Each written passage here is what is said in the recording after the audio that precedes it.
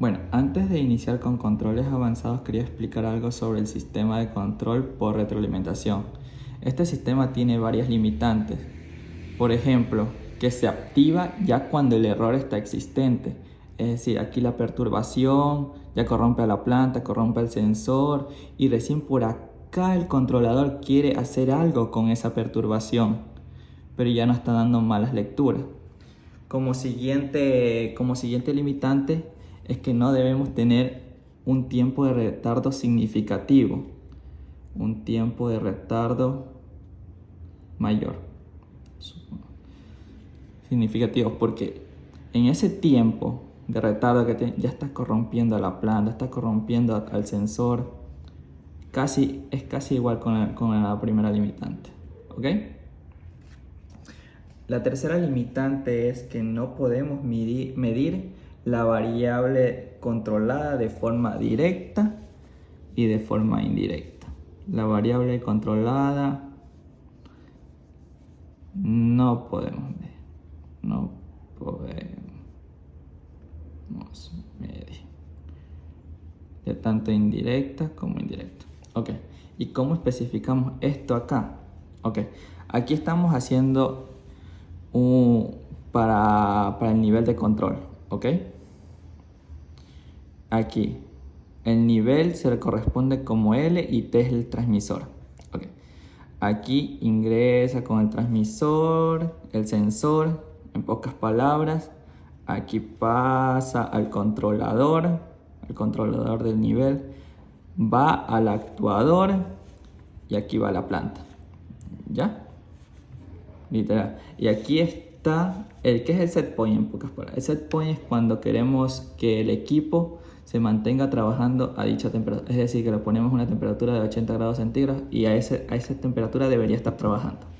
¿Ok? Ese es básicamente por retroalimentación. Pero ¿cómo podemos mejorar para que no nos afecte las lecturas con la perturbación?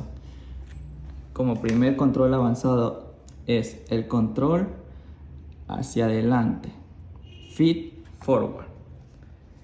Es básicamente, esto es de medir las perturbaciones.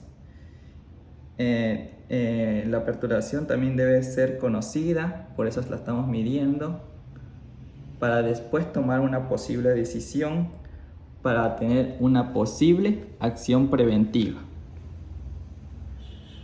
para que ese cambio no afecte a la planta, en pocas palabras. Por eso dice, control hacia adelante, es porque anticipa hacia el efecto que podría tener dicha perturbación. Está mirando un poquito al futuro para que no tengamos complicaciones en la planta. ¿Ok?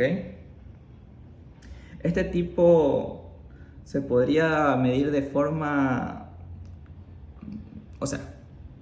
este sistema se mide en controles no exactos. Por ejemplo, el nivel, también por las sobrecargas, también por las transmisiones entre sistemas por lotes para que pasen a procesos continuos, ¿ok? También se combina con la retroalimentación. A ver, básicamente aquí está la perturbación, ingresa a la planta, pero ya estamos midiendo esa perturbación con el feed forward. Estamos midiendo para que ese controlador de feed forward no afecte después esa posible perturbación a la planta. ¿Ok? Es básicamente eso, para ver si esa perturbación hacia un futuro no afecta a la planta o si se necesita controlar antes de que ingrese a la planta. ¿Ok? Aquí es una unión entre feed forward y la retroalimentación. Aquí es cuando ya ingresas a la planta, la perturbación pasa por aquí por el sensor, el sensor mide la lectura y aquí pasa de nuevo ya con el feed forward. ¿Ok? Y ahí ya arregla esa perturbación para que la planta no se vea afectada. ¿Ok? ¿Y cómo podemos reflejar aquí en este sistema? Hay que tener en cuenta que esto es un caldero. ¿Ok? Ya. Aquí se me olvidó decir que esta es la perturbación, que este es D, aquí en este sistema. ¿Ok? Ok. Ingresa agua. Ya. En este sistema se trata de medir. Básicamente es lo mismo aquí en retroalimentación. Aquí está la retroalimentación. Pero aquí tratas de medir esta perturbación. Por eso tiene que ser medible. O si no, no se puede proseguir al siguiente paso. ¿Ok? Primero se mide con el sensor. Después se controla con el feed forward. Y aquí ya nos estamos uniendo con la retroalimentación. Pasa a la válvula, que es el actuador, para arreglar ese problema en la planta, para que esas perturbaciones no afecten a la planta directamente. Ok, básicamente es eso en feed forward. O cómo podríamos ajustarlo en la retroalimentación. Ok, ¿cómo podríamos? Aquí estamos. Supongamos que esta retroalimentación, esta perturbación está arriba de, ok. Aquí se mide la perturbación con un sensor, ok. Se mide con un sensor, ya. Ahí es donde, por eso necesitamos conocer esa perturbación. Después se utiliza el feed forward o el control hacia adelante, FFC, ok. Y por último, debe estar antes de ingresar a la válvula, es decir, antes del actuador, que está por aquí. Y con esto colocamos un interruptor más y ya. Con eso unimos un control avanzado uniendo a un control por retroalimentación. ¿Ok? Porque básicamente necesitamos medir esa perturbación para después controlarla. O sea, ver hacia el futuro para que no afecte a nuestro proceso. Algo importante para finalizar esta parte de este control avanzado, que es control hacia adelante, que es el feed forward. Algo que no expliqué es que bien se puede controlar la válvula cuando el feedback o la retroalimentación que está controlando el control de nivel disminuye, aumenta, ajusta la válvula. Vuelta acá, que es el control feed forward, ajusta este flujo de steam a la válvula. Es decir, para que las perturbaciones no afecten al sistema. Por eso es un más. Bien actúa el feedback o bien actúa el feed forward, el control en este sistema. ¿Ok? Ahora, para el sistema de control por proporciones, necesitamos las dos variables. Variable manipulada y la variable perturbada. Aquí está, la variable manipulada y la variable manipulada y la variable perturbada, perdón. Ya, en un caso de mezcla necesitamos que ambos flujos sean proporcional. Por eso se mide la variable perturbada y la variable manipulada. Por eso divisor, que este es el divisor, se mide su proporción. Aquí es donde entra el control por proporciones y aquí le damos ya un valor fijo. Por ejemplo, le ponemos un valor 2. Esa es la proporción de estas dos variables. En un caso, si este valor aumenta, la variable manipulada lo que hace es el control por proporciones se ajusta para llegar a este valor de 2 nuevamente. De igual forma, o si aumentamos la variable manipulada, esta variable se ajusta con el control por proporciones para llegar a este valor. Básicamente ese es el control por proporciones para que entren de igual proporción la perturbación y la variable manipulada al sistema.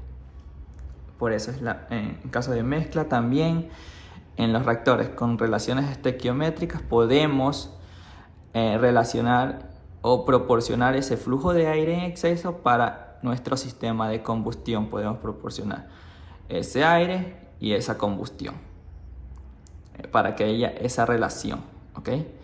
También en una columna de destilación podemos tener la relación del reflujo y también de la alimentación y del producto.